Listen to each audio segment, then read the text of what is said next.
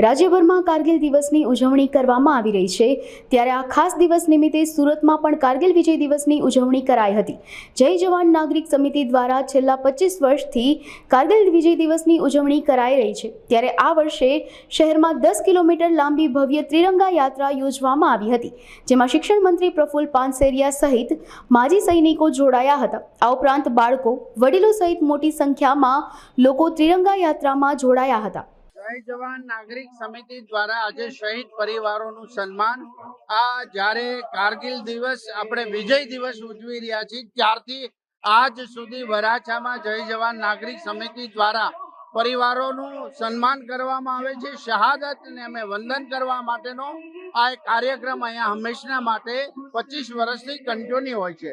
આજે વરાછાની અંદર અને સુરત શહેરના જાગૃત નાગરિકો તિરંગા યાત્રામાં જોડાઈને શહીદોને સલામી આપી રહ્યા છે, શહીદોને વંદન કરી રહ્યા છે। આજે કારગિલ વિજય દિવસની સુરતમાં બહુ ગૌરવપૂર્ણ રીતે ઉજવણી થઈ રહી છે। કારગિલ વિજયના આજ 25 વર્ષ નિમિત્તે કારગિલ વિજય રજા જયંતિ નિમિત્તે આજે સુરતમાં તિરંગા યાત્રાનું આયોજન થયું છે।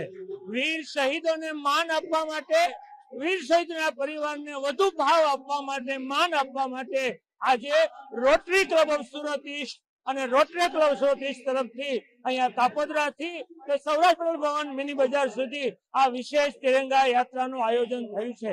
જય જવાન નાગરિક સમિતિ તરફથી દર વર્ષે છેલ્લા 25 વર્ષથી કારગિલ વિજય દિવસ આ રીતે ઉજવવામાં આવે છે।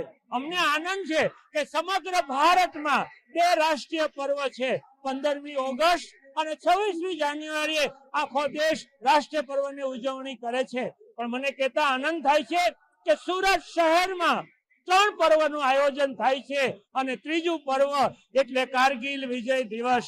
આજે બાળકો બાઇક રેલી નીકળી છે, વીર શહીદ જવાનોના પરિવારોને ઠેર ઠેર માન આપવામાં આવે છે અને આ રીતે સુરતે કારગિલ વિજયના આ જવાનોના પરિવારને આજે માન આપવા માટે સરસ મજાનો કાર્યક્રમનું આયોજન કર્યું છે।